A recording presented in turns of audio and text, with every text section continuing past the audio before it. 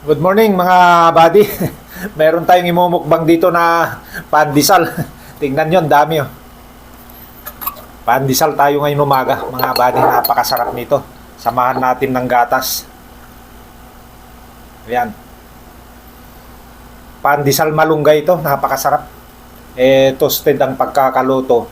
Kaya ito ay malasang malasa. Lagyan natin ng bawang. Pandesal malunggay, lagyan natin ng bawang yan. Ayan. Tama-tama sa mga matataas ang blood pressure. Maganda to. Pandesal na with daon ng malunggay. Samahan pa natin ng bawang, isang piraso, isang pandesal, pwede na. Gawin natin pinakapalaman mga bagay.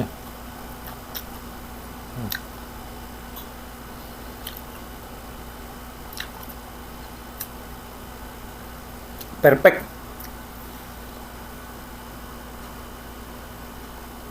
Okay nga ako eh.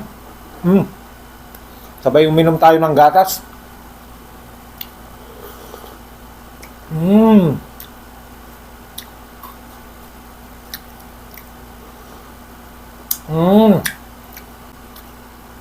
Ito ay kakaiba mga buddy. Pandesal, lalagyan natin ng palaman na bawang. Ayan oh, bawang oh. Lalagay natin sa pandesal.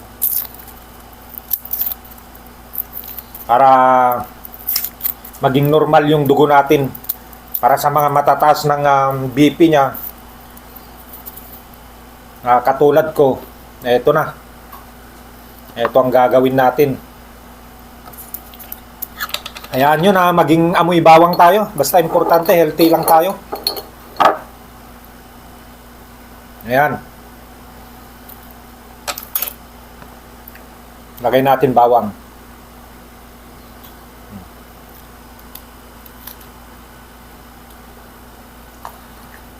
Okay. Okay na okay. Maganda na almusal na ito.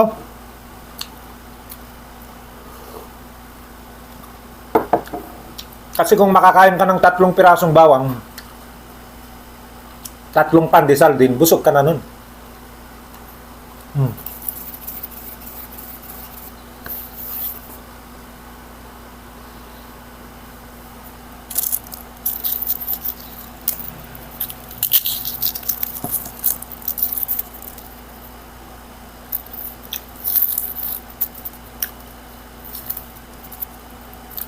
Sabay uminom pa tayo ng gatas.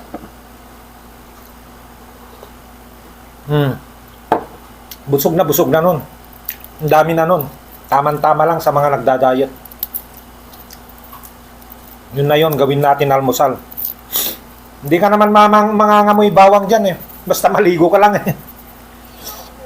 Mamaya-maya, maliligo na tayo pagkatapos natin kumain. Saka lahat naman na tao, may amoy. Kahit pa maligo ka, may amoy ka pa rin. Magpabango ka, may amoy ka pa rin.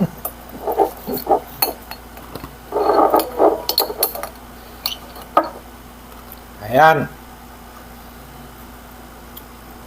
Masarap itong pandesal. Toasted ito mga buddy.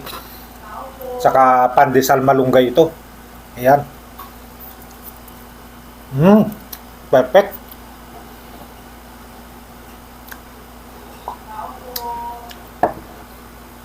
Masarap.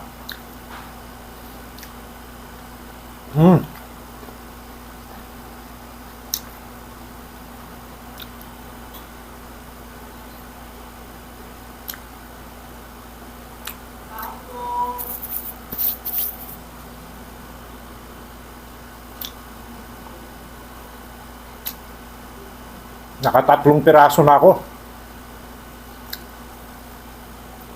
Dagdagan pa natin ng isa. Huwag na natin dagdagan ng bawang kasi 3 piraso na yung bawang. Pandesal na lang. Yan.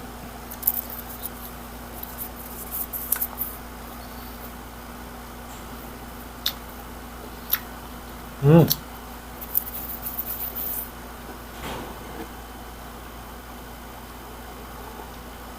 Mm. Okay na okay. Ayos na mga buddy. Thank you. Salamat sa inyong panonood.